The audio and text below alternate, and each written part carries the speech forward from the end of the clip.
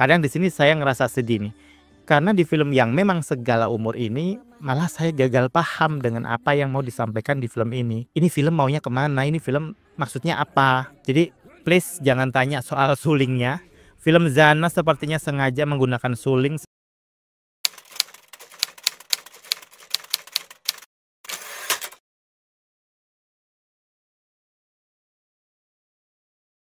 Dia putrimu yang lama hilang. Salam sinema, sahabat sinemalogi. Zana, Whisper of Volcano Isle adalah film animasi petualangan fantasi yang disutradarai oleh Larry Whittaker. Film ini diisi suaranya oleh Alia Nurshabrina, Brooklyn Alifrea, Gea Indrawari, Ayudhya Pasa, Robbie Purba, dan lain-lain. Film Zana, Whisper of Volcano Isle mengisahkan seorang gadis sebatang kara bernama Alisa yang kemudian menemukan sebuah goa misterius dan membawanya kepada sebuah petualangan di dunia baru yang penuh keajaiban. Dunia itu adalah dunia peri dan Alisa bersahabat dengan dua peri mungil dan cantik yaitu Novi dan Dinda. Alisa yang masih ragu apakah tetap tinggal atau kembali ke dunia asalnya mendadak menemukan fakta baru kalau dia adalah seorang putri yang bernama Zana, putri yang pernah menghilang karena bencana gunung berapi. Alhasil Zana merasa dirinya telah kembali pulang. Akan tetapi kepulangan Zana rupanya berbarengan dengan bangsa kumbang yang ingin menyerang kerajaan peri dan menguasai seruling sakti peninggalan leluhur mereka. Kalian bisa membantu kami dengan klik tombol super thanks di bawah video. Kami akan sangat berterima kasih atas berapapun nominal saweran yang kami terima. Langsung speechless sih. Jadi sebuah film animasi yang diklaim sebagai animasi Indonesia karena didistribusikan oleh MNC Pictures. Tapi setelah menontonnya, saya malah nggak yakin apakah film ini memang pure dibikin sama anak bangsa. Bagi saya, film Zana, Whisper of Volcano Isle ini tak ubahnya film anak yang sering kita jumpai di TV-TV. Tapi selama saya menonton jalan ceritanya, saya nggak menemukan apapun yang memiliki unsur-unsur kearifan lokal yang Indonesia banget.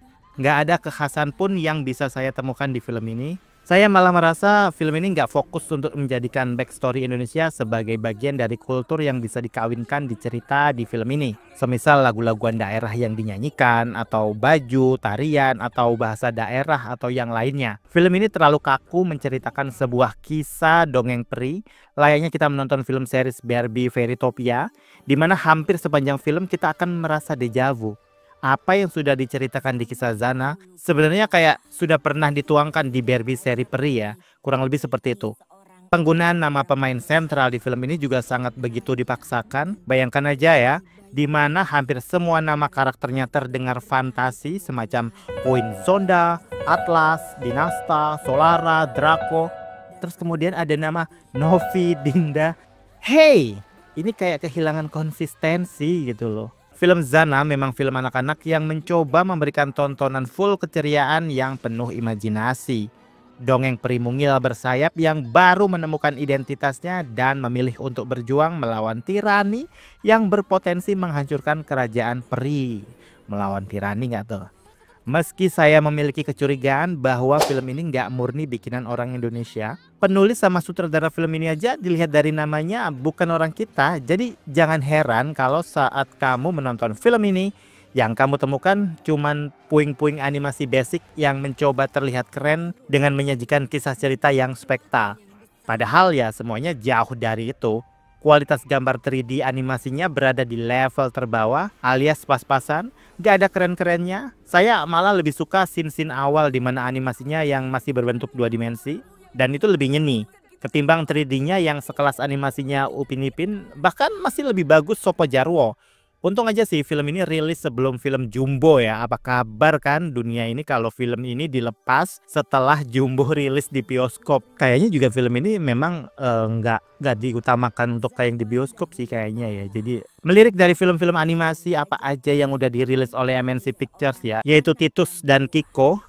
Kok rasa-rasanya ini saya semakin susah ya buat berkata-kata ya, karena dibanding dengan yang sebelum-sebelumnya juga, ini Zana ini versi yang lebih kacau ketimbang Titus dan Kiko. Plot hole di mana-mana, pengembangan karakter yang inkonsisten, dan yang paling terasa itu Zana sangat berasa template-nya ya, jauh dari originalitas. Jalan ceritanya itu nggak jelas. Saya bahkan nggak pernah melihat ada adegan Zana memakan sesuatu.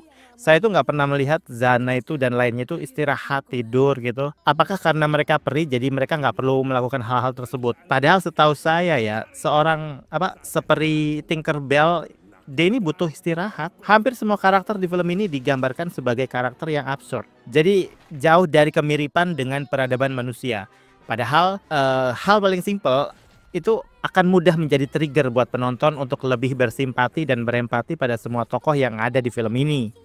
Hampir semua karakter di film ini juga emosinya kurang nempel antara gambar dengan suara dubbernya. Awalnya saya menduga bakal menemukan berbagai kisah-kisah peri yang template namun dikawinkan dengan kultur-kultur dari berbagai daerah di Indonesia. Sehingga kita sebagai penonton tuh punya ketertarikan untuk bisa menikmati film ini lebih-lebih. Nyatanya nggak satupun ada unsur-unsur Indonesia di film ini. Hanya nama Novi dan Dinda yang paling familiar. Sisanya ya part of Asia yang lain. Cerita animasi Zana benar-benar sangat dangkal dari berbagai point of view. Bahkan konflik yang sudah dipertunjukkan di awal film juga rasa-rasanya menjadi mubazir karena dihancurkan oleh jalan ceritanya sendiri. Belum lagi soal scoring dan lagu-lagu yang berkumandang itu nggak nempel sama sekali alias nggak nyambung. Lagu yang dinyanyikan sangat terasa lebih dewasa, padahal ya ceritanya benar-benar anak PAUD banget. Ya paling tidak dari kualitas gambarnya cukup berwarna. Literally, bukan warna-warna yang suram dan kusem. Meski saya benci dengan adegan membangunkan gunung berapinya ya. Saya dibikin bingung nih, kenapa Ratu Zonda malah menantang sang gunung, bukannya melawan Raja Kumbang.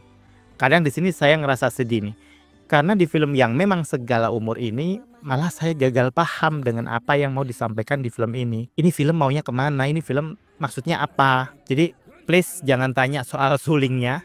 Film Zana sepertinya sengaja menggunakan suling sebagai alat menuju keabsurdan level dewa. Sehingga saya pun bingung nih, sebenarnya suling sendiri itu apa sih fungsi dan kegunaannya? Kenapa hampir semua megang suling? Kenapa harus punya suling? Dan kenapa harus bisa bermain suling? Hal-hal kayak gini nih nggak ada penjelasan yang lebih detail. Dan lucunya Zana pun tidak dipersulit di sepanjang film untuk bisa masuk ke dalam cerita. Hingga akhirnya dia menjadi penyelamat kehancuran kerajaan peri.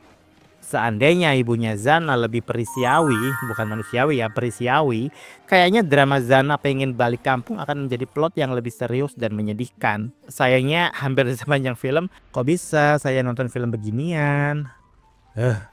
Dari awal sudah nggak mau bersimpati dengan tokoh Zana. Sifatnya yang ceroboh, yang sangat memuakkan bagi saya membuat karakter Zana nggak menarik. Zana si serampangan, Zana si gadis kecil yang gak pernah ganti baju, dan sifat-sifat negatif Zana lainnya. Kalau mau lebih diamati lagi, gerak bibir dan pengucapan dubbing Indonesia rasa-rasanya nggak sing. Seakan film ini awalnya menggunakan bahasa lain bukan bahasa Indonesia. Sehingga saya agak curiga sebenarnya MNC Pictures tidak memproduksi film animasi Zana, tapi membeli film animasi yang sudah jadi dan tinggal di dubbing aja. Karena hal ini dikuatkan dengan tak adanya unsur gambar di film yang mengandung Indonesia. Sama sekali nggak ada. Kalau cuma sekedar Novi dan Dinda, itu kan dubbing suara ya. Jadi masih bisa diotak-atik setelah proses quality checknya gitu loh. Tapi untuk jalan ceritanya nggak ada. Jadi agak ragu dong dengan motivasi MNC Pictures atau MNC Animation itu terkait animasi Zana ini. Apakah sengaja bawa-bawa rasa nasionalisme karena sudah ngerasa bikin film animasi rasa Indonesia, tapi hambar karena nggak ada Indonesia-Indonesianya sama sekali? Atau murni karena cuan yang bakal ngalir deras? Ya, pangsa anak-anak ini jangan main-main ya, maksudnya banyak ini. Jadi teringat dengan film produksi Kalyana Sira Film, Sing to the Dawn atau Meraih Mimpi tahun 2008 silam. Ya benar, film ini disutradarai orang luar karena pada saat itu tahun 2008 itu sutradara animasi Indonesia itu masih belum banyak, bahkan jarang ada. Tapi dari cerita justru sangat kental nuansa Indonesianya.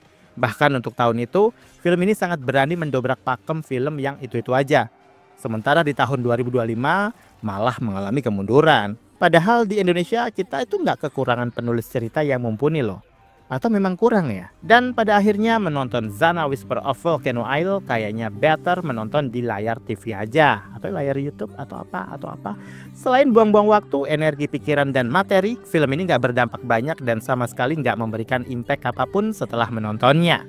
Hanya perasaan kesel, bete, kenapa saat menontonnya kok saya nggak bisa tidur sama sekali dan terpaksa harus tersiksa dengan animasi peri mungil mantan tukang suling Sonata Group ini. Ya paling tidak ini akan menjadi PR buat MNC Animation dan MNC Pictures. Karena kalau hal ini masih diteruskan, masih dilakukan, kayaknya cuan masih bakalan tetap ngalir sih. Terserah deh mau ngulang lagi tahun depan apa enggak. Aduh nggak tahu deh. Demikianlah video reaksi dari film Zana Whisper of Volcano Isle yang sudah tayang di bioskop. Silahkan like, komen, dan subscribe kanal ini. Cek juga akun-akun media sosial Sinemalogi. Dan jangan lupa bersinema dahulu, berbahagia kemudian.